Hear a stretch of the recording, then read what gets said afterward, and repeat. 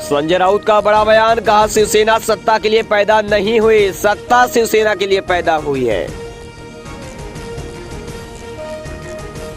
उद्धव ठाकरे के इस्तीफे के बाद कंगना रनौत का हमला, बोली जब पाप बढ़ जाता है तो सर्वनाश होता है।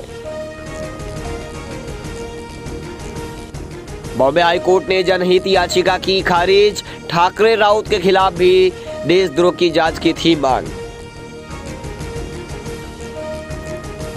देवेंद्र फडणवीस होंगे मुख्यमंत्री, भाजपा की नई सरकार महाराष्ट्र में सीएम बनेंगे फडणवीस, कई नेताओं को मिलेगी बड़ी जिम्मेदारी।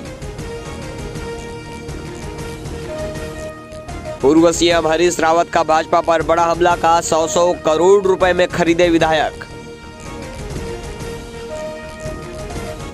औरंगाबाद उस्मानाबाद का नाम बदलने पर भड़के अब्बू आजमी, बोले महाविकास आघाड़ी सरकार ने महाराष्ट्र के मुसलमानों को ठगा। महाराष्ट्र में नाम के साथ राष्ट्रीय पुरस्कार के इस्तेमाल पर प्रतिबंध, सरकार ने दिया निर्देश। हम ठाकरे परिवार के खिलाफ नहीं, उद्धव से बात करने को तैयार, शिंदे गुट। कन्हैयालाल की हत्या का विरोध, सीएम ने की घर वालों से मुलाकात, का हत्यारों को 1 महीने में सजा दिलाने की होगी कोशिश। महाराष्ट्र में नई सरकार, बगावत के 10 दिन बाद शिंदे मुंबई लौटे, फडणवीस के साथ राजभवन जाकर सरकार बनाने का दावा पेश करेंगे। 10 से ज्यादा जिलों में भारी बारिश का अलर्ट, लखनऊ, वाराणसी, मुंबई समेत वसई विरार के कई क्षेत्रों में भी बारिश जारी है। निरहुआ के भाई विजयलाल यादव का एक्सीडेंट, विरहा गायक की फॉर्च्यूनर बाराबंकी में डिवाइडर से टकराई, 20 मीटर उछलकर पलटी। इस वक्त एक बड़ी खबर आपको बता दें, राज ठाकरे का उद्धव ठाकरे पर बड़ा हमला।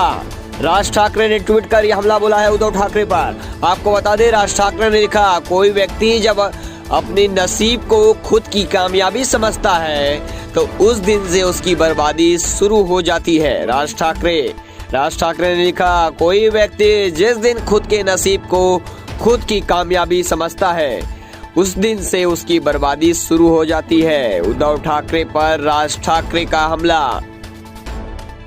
तो आप किसी की भी मान सकते हो, ये आपकी इच्छा है।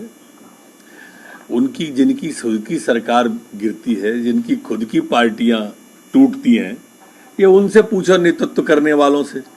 आप मध्य प्रदेश का हमसे पूछ रहे हो, कमलनाथ जी से पूछो 32 विधायक कैसे छोड़ के चले गए। विपक्ष में भी तो गए उनको छोड़ के। ये उद्धव जी से पूछो। अब ये हनुमान चालीसा का ही प्रभाव है कि 40 दिन के अंदर 40 विधायक चले गए। वो कह रहे थे संजय राउत जी वहां पे कि हमारे विधायक अगवा कर लिए गए, अगवा हो गए। अरे राउत जी अगवा नहीं हुए थे, वो भगवा हो गए थे। ये देश है जहां पहली बार हिंदुत्व के नाम पर कोई सरकार गिरी है। मेरा देश बदल रहा है। सर, शिवसेना सांसद संजय राउत का बयान सामने आया है। संजय राउत ने कहा, शिवसेना सत्ता के लिए पैदा नहीं हुई है, सत्ता शिवसेना के लिए पैदा हुई है। ये बाला साहेब का मंत्र रहा है। हम वापस काम करेंगे और फिर अपने दम पर सत्ता में आएंगे। हमें अपनों ने धोखा दिया है, अपने लोगों ने खंजर घोंपा है। उद्धव ठाकरे को दगाबाज कैसे दोष दे सकते हैं? बागी विधायकों को सरकार गिराने का ठेका मिला था। दगाबाजों का महाराष्ट्र में नया प्रयोग है। संजय राउत का बड़ा बयान आपको बताएं। संजय राउत ने कहा, शिवसेना सत्ता के लिए पैदा नहीं हुई है, सत्ता शिवसेना के लिए पैदा हुई है। यह बाला साहेब का मंत्र रहा है। संजय राउत ने कहा, 9 दिन में पलट गई महाराष्ट्र की सत्ता।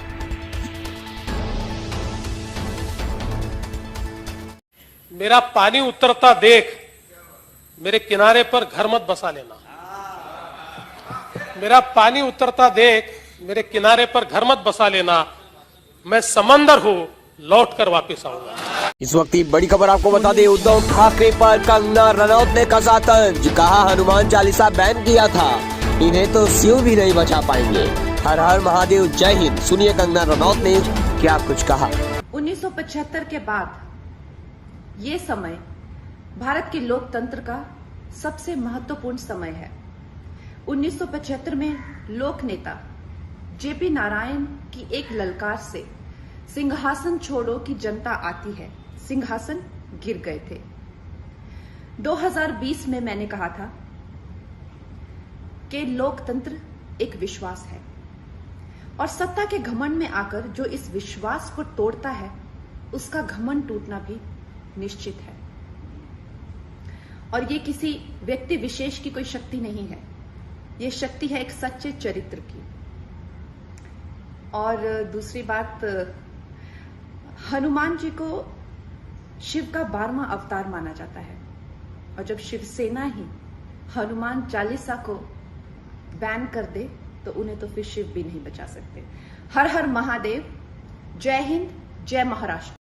कि जिस सरकार को हम लोग सपोर्ट कर रहे हैं, महाराष्ट्र विकास आघाड़ी, कल असेंबली में शायद मुझे लगता है कि फ्लोर टेस्ट होगा, सरकार बचेगी कि नहीं बचेगी कल ये फैसला होगा।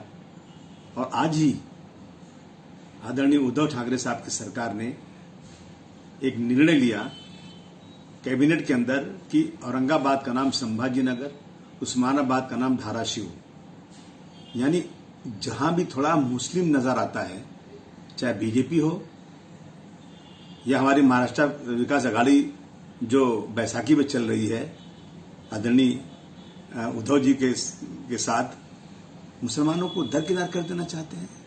मुझे अफसोस है आज कि हम जिसका साथ दे रहे हैं, जिन्होंने कहा था कि हम 30 साल तक गलत लोगों के साथ थे, अब सेकुलर रहेंगे 30 साल तक कम से कम, वो आज आखिरी दिन ये काम कर रहे हैं। और उसमें यह भी है कि मराठा रिजर्वेशन जो रद्द हुआ है, उसमें जिन लोगों को नौकरियां नहीं मिल रही हैं, नौकरियां जा रही हैं, उनके लिए कोई विधेयक लाएंगे। मुस्लिम आरक्षण रद्द हुआ है, जिनकी नौकरियों में हिस्सा कोई नहीं है, उनके लिए कोई बात नहीं। तो फर्क क्या है बीजेपी में और हमारे महाराष्ट्र विकास आघाड़ी में? मैं आदरणीय शरद पवार साहब से, आदरणीय सोनिया जी से मैं कहना चाहता हूं कि ये सरकार हमारे सपोर्ट से है और हम लोगों ने ये कॉमन मिनिमम प्रोग्राम के तहत सरकार को सपोर्ट दिया है। और ये सरकार अगर इस तरह कदम उठाए तो हम जाए कहां? एक तरफ बीजेपी पूरे देश में सिर्फ हिंदू और मुस्लिम कर रही है, मंदिर मस्जिद कर रही है, दूसरी तरफ महाराष्ट्र में जहां इसको सपोर्ट कर रहे हैं वो भी इस तरह जा रहे हैं। इस पे मैं कहना चाहता हूं शरद पवार साहब को, अजीत पवार साहब को, अशोक चौहान साहब को, बाला साहब थोराट को कि सर जोड़कर बैठिए। क्या करें हम? बहुत गलत काम हो रहा है ये कि मुसलमानों को दरकिनार कर देना है। महाराष्ट्र में भी जो एक उम्मीद की किरण थी, वहां भी ये हो रहा है। अफसोस है मुझे, मैं निंदा करता हूं इसकी।